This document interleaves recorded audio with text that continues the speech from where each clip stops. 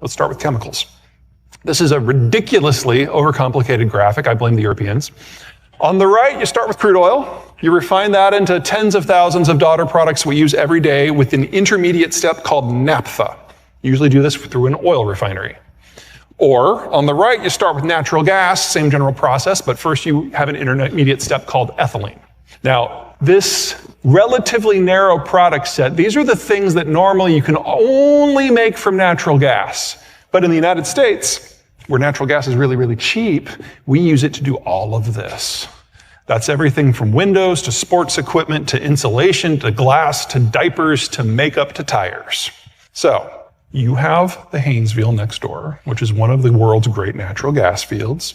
These are all options. Every circle and square up there is something you could do. And if you don't want to, you can import the stuff from refineries nearby, whether it's New Orleans or Houston, and then do the next step into heavy industry and get into any of those products I just mentioned, plus about 10,000 others. The materials are all right here already. It's heavy manufacturing. You're not making a computer, but you will make the things that allow us to make absolutely everything that we use every day. The most fun of all of these is this little guy right here. That's fertilizer, nitrogen fertilizer. So we've lost potash because of the Ukraine war. And because natural gas is so expensive everywhere, but here we're losing nitrogen very, very quickly. That's 2 of the 3 nutrients. We'll talk about the third one here in a minute. All right, let's say you don't like conventional oil and gas, although we're in Shreveport, that would be weird. But there are business opportunities in other things. What we're looking at here is what goes into an electric vehicle versus a normal vehicle. Now, a normal vehicle or a normal power plant, it's really pretty straightforward. You get the fuel in there, you light a match, you set it on fire, you capture the heat. Yes, it's more complicated than that, but it's really, this is old technology. We figured this out 150 years ago. But if you want electricity, you got to do more because the transmission and the storage, that's really involved in terms of engineering and materials. So this is the type of material that goes into EVs versus conventional vehicles. It's an order of magnitude more complicated, more materials and more of them.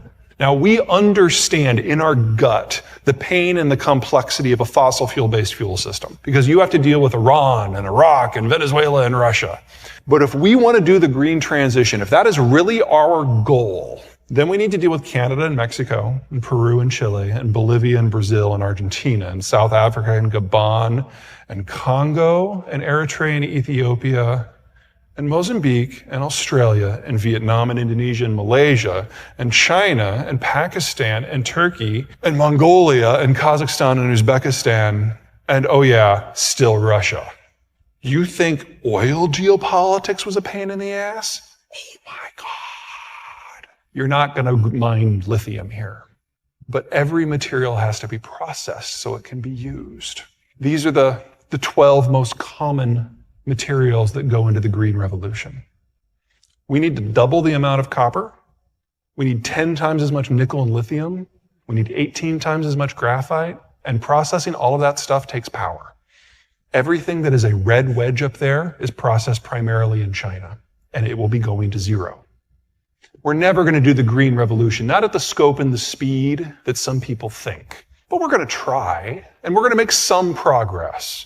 And even if all we want is lithium batteries for our laptops and our phone, we're still going to need more than we have right now because we're going to lose a lot of what we have right now. And it has to be replaced. And it has to be processed somewhere with maritime access and cheap electricity. Any takers? All right, let's say you want something a little less exotic. You want good old-fashioned steel. Most countries follow the same process. You start on the left here, you get iron ore, you throw it into a blast furnace with usually a bunch of coal. You basically melt the crap out of it and burn off all the impurities. That leaves you with an intermediate product called pig iron, which is useless, but it's a necessary step. That pig iron is then processed on in a more advanced facility, often part of the same complex, into rolled steel. The hot rolled steel is the stuff that's structurally strong, but not necessarily resistant to corrosion. And it's kind of ugly. So it's your car frame or the rebar in concrete. Or the high-end stuff, the cold rolled, that's the shiny stuff. If you can see steel in anything, in your watch, on a roof, that's cold rolled steel, much more expensive. Here in the United States, we don't do a lot of hot rolled steel in the traditional sense. We are the world's greatest steel recyclers. And about 95% of the steel that we use every day has already been used once, twice, 18 times. You can recycle it endlessly. But recycled steel can only be turned into hot rolled. You can't make it pretty, at least not yet. Cold rolled has to be made from pig iron. It has to be virgin steel. We don't do much with foundries. So what we do is we import someone else's pig iron, and we turn it into the highest quality steel in the world, mostly for export. 3/4 of global pig iron came from Russia and Ukraine. The Russian stuff is under sanction. We're not taking much of that into law anymore. That nuclear power plant in Ukraine we keep hearing about, that provided every electron of electricity that Ukraine's steel mills operated on. It's all gone. All that's left is Brazil, and there's not enough. So on top of everything else that you might be struggling with inflation, we also have a steel shortage. The things you need to make steel, iron ore, and then coal or electricity might not be as sexy as chromium, but wow, we need a bunch of it. All right, let's say you want to grow something instead of mine something. This is where the world's timber comes from. Anyone see a problem here? Russia, one way or another, is going away. Either it's going to win this war and it's going to be under crushing sanctions, or it's going to lose this war and it's going to fall apart. Either way, all of that goes away. Now, I'm not saying that you should go out there and cut down more trees, but this already is a harvesting zone.